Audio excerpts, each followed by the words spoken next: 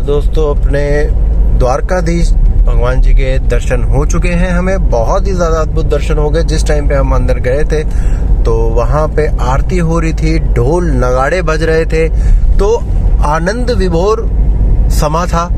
आनंद आ गया, पूरा आनंद आ गया।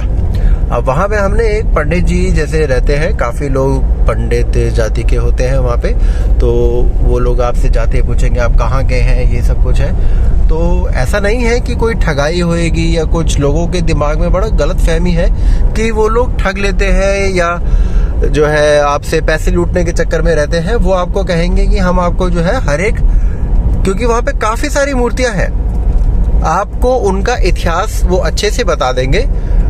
श्री कृष्ण की जो रानियां थी, रानियों की जो मूर्तियां लगी हुई हैं, जो बलराम जी की मूर्तियां लगी हुई हैं, उसके बारे में भी वो सब चीज़ आपको बता देंगे।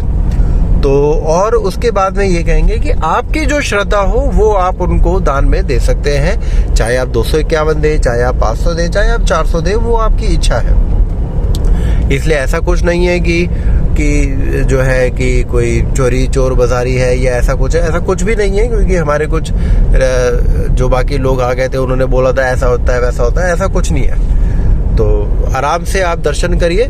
ये लोग बहुत अच्छे लोग हैं, सारे के सारे लोग यहाँ पे बहुत अच्छे हैं। और अब ये जो आप रास्ता देख रहे हैं ये सिंगल लेन हाईवे है, छोटा सा, और ये आपका सीधा द्वारकाधीश टेम्पल से आपको नागेश्वर ज्योतिर्लिंग की तरफ लेके जाता है।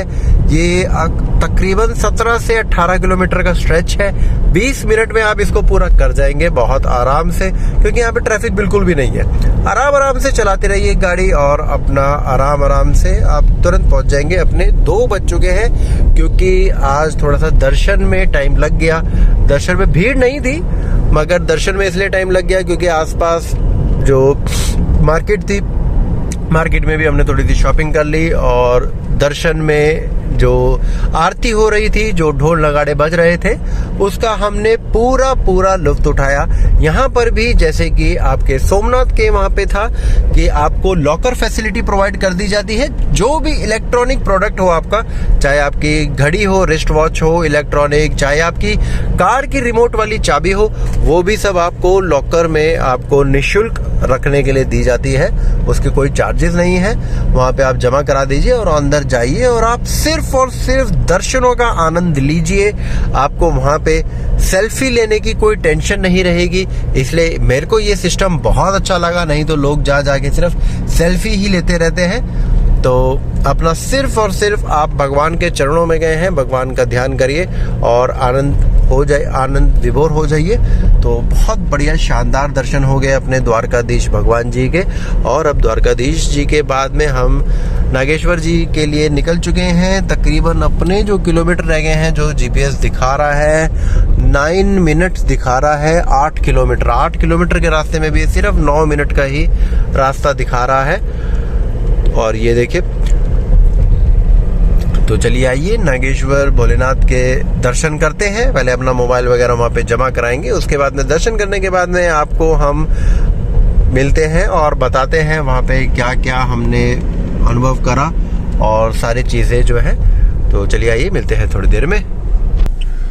लो जी, अब हम आ गए हैं नागेश्वर टेम्पल, भोलेनाथ के पावन चरणों में।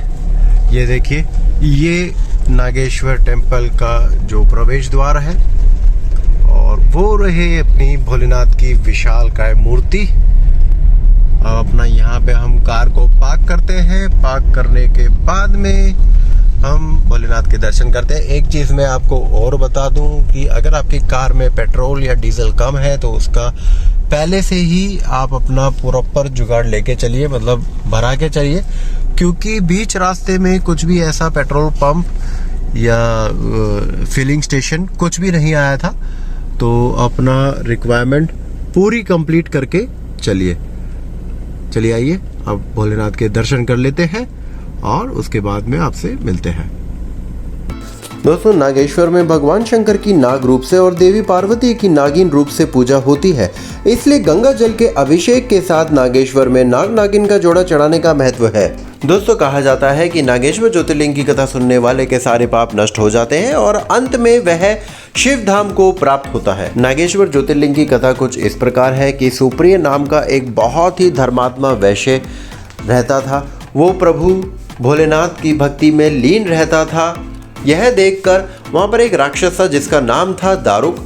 उस राक्षस को सुप्रिय की भक्ति देखकर बहुत ही ज़्यादा क्रोध आता था। एक दिन वह इतना क्रोधित हो गया कि उसने अपने अनुचरों को आज्ञा दी कि तुम सब जाओ और सुप्रिय को पकड़कर हमारे कारागार में डाल दो। मगर सुप्रिय ने कारागार में जाने के बावजूद भी प्रभु भोलेनाथ की भक्ति नहीं छोड़ी। यह देखकर उसको और भी ज़्यादा क्रोध आया और उसने अपने अनुचरों को आदेश दिया सुप्रिय का वध करने के लिए। जैसे ही अनुचर सुप्रिय का वध करने के लिए कारागार पहुँचे, तभी प्रभु भोलेनाथ वहाँ पर नागेश्वर ज्योतिर्लिंग के रूप में प्रकट हो गए और भोलेनाथ ने सुप्रिय को अपना पाशुपत अस्त्र भी प्रदान करा। इस पाशुपत अस्त्र से उस राक्षस दारुक का वध हो सका और सुप्रिय को शिव धाम की प्राप्ति हुई।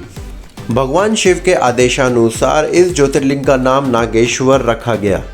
ये जो दोस्तों आप सामने देख रहे हैं, ये नागेश्वर ज्योतिर्लिंग का पूरा प्रांगण है।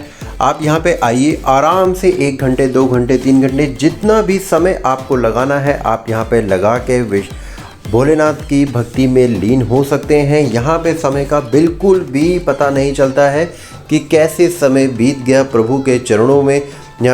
यहाँ पर आप मछलियों को दाना भी दे सकते हैं। ये देखिए सामने कितनी सारी मछलियाँ हैं।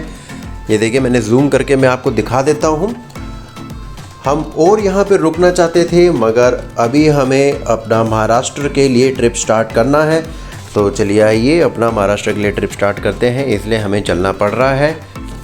नागेश्वर ज्योतिर्लिंग से त्र्यंबकेश्वर ज्योतिर्लिंग जो कि महाराष्ट्र में है, उस रास्ते में हमें कम से कम 17 घंटे का टाइम लगेगा। तो ज़्यादा टाइम ना लगाते हुए हम अपनी कार में बैठते हैं और आगे चलते हैं और आपसे कल मिलेंगे आगे के रास्ते में। महाराष्ट्र के रास्ते में जो भी हम सब अनुभव करते हैं हम आपसे शेयर ज़रूर करेंगे।